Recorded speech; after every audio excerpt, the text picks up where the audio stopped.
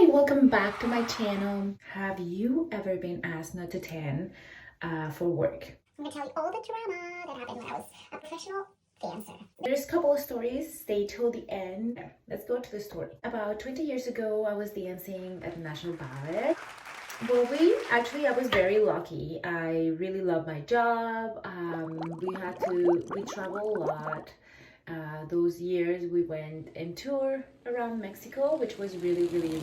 There's always like good sides of the stories and there's some negative sides, but one of the things that happened, the regisseur asked me to please not to go in 10. I'm like, what? Can you repeat that, please? I don't know, I find it kind of weird that they asked me not to tan. We were going to the beach, we were dancing, but hear me out.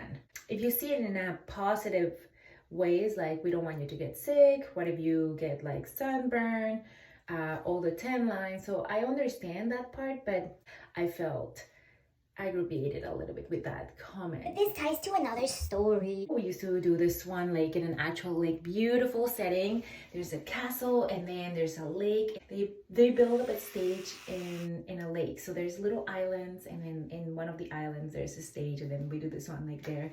It was really beautiful.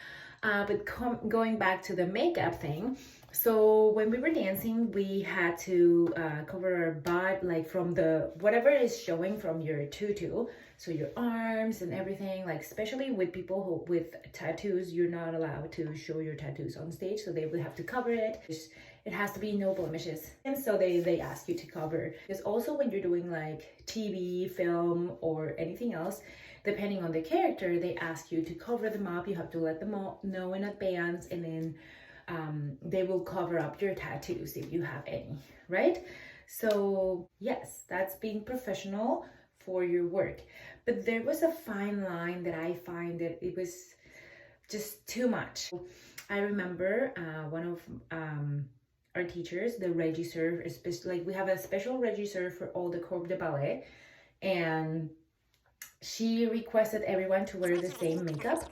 So let's say we have a pancake makeup and we all have to match that specific color. So we were giving the color that she wanted us to all wear. And we were not all the same. Like, come on, you're in Mexico, you have people with darker skin. Not everyone is light skin. And you have all this diversity in different colors, but they wanted us to all to match the same color, so one of my friends, she was even more darker skin than all the other dancers. So let's just call her Lily. So the regisseur would come to the change room after the performance and she would say, everyone, great job, or whatever. Where is Lily? Okay, Lily, you need to put more makeup on, like your skin color really like stands out from everyone else, and you need to put more of the makeup that I told you guys to use, because everyone has to use exactly the same. That's just not inclusive. Who would single you out in a change room for your skin color? That's just wrong. I think they did it to not only to her, maybe to other dancers, because we were not all dance at the same time. So that was very disappointing to me. That really, I felt bad for my friend. She ended up quitting the company and then she got a contract in Winnipeg. Ooh, good for her. So happy for her because she did dance there. I don't think they bothered her ever with her skin color, so she was really happy, except for the cold. So she went back, eventually she went back to Mexico. All the directors, people, teachers, they actually changed them so they didn't have the same teachers, so she was able to go back and dance and be happy dancing. I think there was one more story. Oh no, we were doing Giselle. Okay, we were doing Giselle died. Anyways, again, it happened the same thing, that we were told that we all have to look with the same skin color. And I'm like, why do we all have to have the same color? Like what is the skin color has to do with your dancing? Okay, so that's why when they asked me to not to tan, I was really aggravated. So what I did, because obviously I'm petty and I had to find some revenge, in the summertime I went to the beach and I tanned as much as possible. like I can tan really well. And yes, I did that on purpose because I didn't want anyone to tell me that I can be my own color ever.